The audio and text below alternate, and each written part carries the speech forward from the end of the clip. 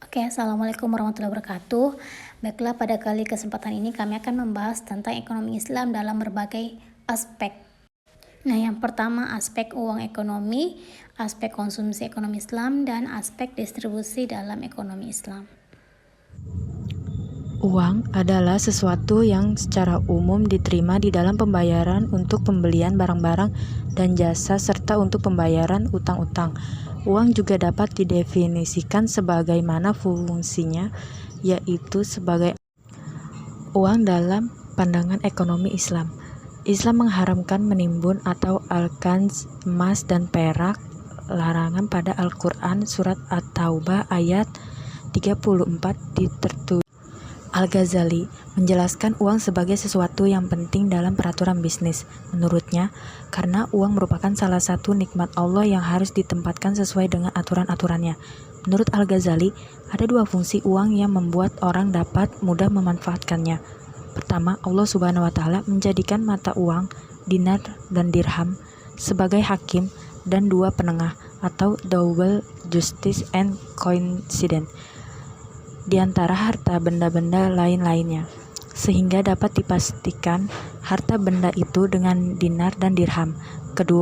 Keduanya atau dinar dan dirham itu menjadi perantara kepada barang-barang yang lainnya atau medium of exchange for goods and service. Dalam konsep Di sini saya akan menjelaskan tentang aspek konsumsi dalam ekonomi Islam.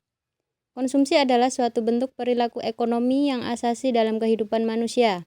Setiap makhluk hidup pasti melakukan aktivitas konsumsi termasuk manusia. Pengertian konsumsi dalam ilmu ekonomi tidak sama dengan istilah konsumsi dalam kehidupan sehari-hari yang diartikan dengan perilaku makan dan minum. Dalam ilmu ekonomi, konsumsi adalah setiap perilaku seseorang untuk menggunakan dan memanfaatkan barang dan jasa untuk memenuhi kebutuhan hidupnya.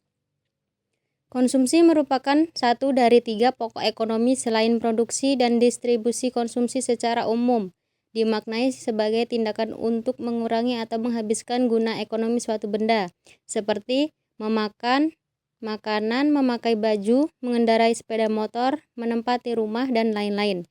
Dalam berkonsumsi, seseorang atau rumah tangga cenderung untuk memaksimumkan daya guna untuk utilitinya. Dalam berkonsumsi tidak ada batasan untuk mencapainya. Al-Ghazali, ada 5 kebutuhan dasar yang sangat bermanfaat bagi kehidupan manusia dan kesejahteraan masyarakat, tergantung pada pencarian dan pemeliharaan 5 tujuan, yaitu yang pertama, kehidupan atau iwa, yang kedua, properti atau harta, yang ketiga, keyakinan, dan yang keempat, intelektual, yang terakhir, keluarga atau keturunan. Tujuan kegiatan konsumsi. Yang pertama, mengurangi nilai guna barang atau jasa secara bertahap.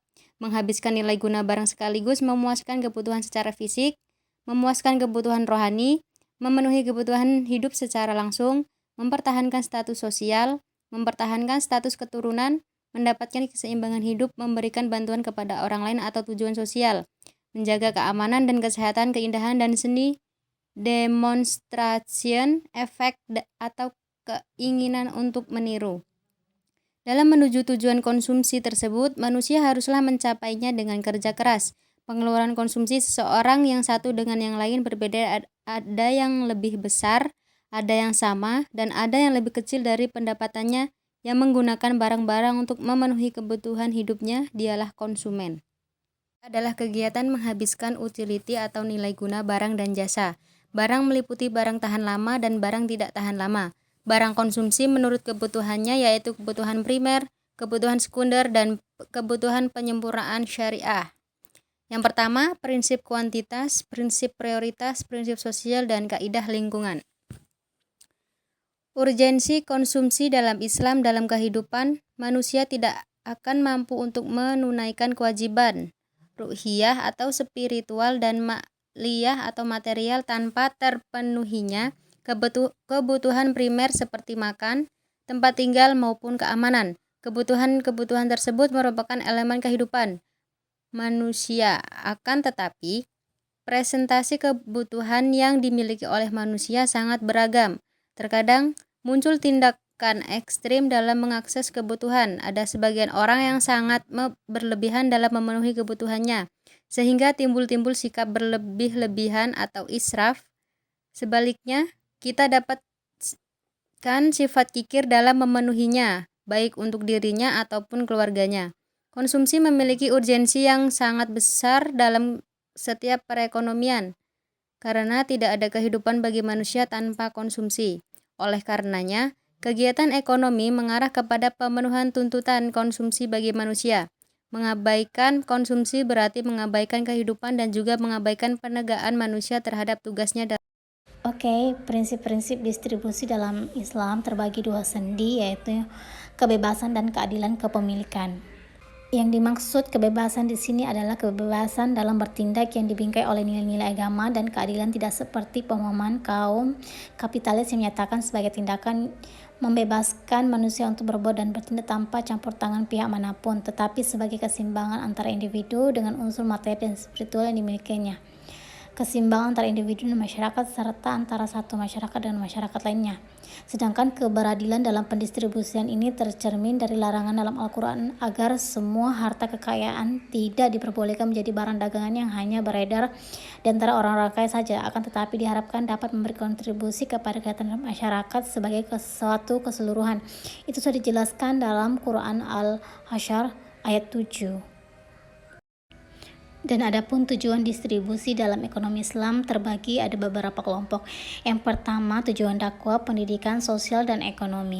Tujuan dakwah yang dimaksud di sini adalah dakwah kepada Islam dan menyatukan hati kepadanya. Di antara contoh paling jelas adalah bagian mualaf di dalam zakat, di mana mualaf itu ada kalanya orang kafir diharapkan keislamannya atau dicegah keburukannya. Sebagaimana sistem distribusi dalam ghanimah dan fa'i juga memiliki tujuan dakwah yang jelas. Pada sisi lain, bahwa pemberian zakat kepada mualaf juga memiliki dampak dakwah terhadap orang yang menunaikan zakat itu sendiri. Sedangkan tujuan pendidikan secara umum terbagi atas dua. Yang pertama, pendidikan terhadap akhlak terpuji seperti suka memberi, berderma, dan mengutamakan orang lain. Kemudian yang kedua, mensucikan dari akhlak tercela seperti pelit, loba, dan mementingkan diri sendiri. Dan tujuan sosial yang terpenting adalah yang pertama, memenuhi kebutuhan kelompok yang membutuhkan dan menghidupkan prinsip solidaritas di dalam masyarakat muslim. Yang kedua, menguatkan ikatan cinta dan kasih sayang di antara individu dan kelompok di dalam masyarakat. Yang ketiga, mengikis sebab-sebab kebencian dalam masyarakat yang akan berdampak pada terrealisasinya keamanan dan ketentraman masyarakat. Adapun tujuan ekonomi, yang pertama, pengembangan harta dan pembersihan, karena pemilik harta ketika menginfakkan sebagian hartanya kepada orang lain, baik infak wajib maupun sunnah, maka demikian itu akan mendorong untuknya menginvestasikan hartanya sehingga tidak akan habis karena zakat. Yang kedua, memberdayakan sumber daya manusia yang menganggur dengan terpenuhi kebutuhannya tentang harta atau persiapan lazim untuk melaksanakannya dengan melakukan kegiatan ekonomi. Kemudian yang ketiga, andil dalam merealisasikan kesejahteraan ekonomi, di mana tingkat kesejahteraan ekonomi berkaitan dengan tingkat konsumsi.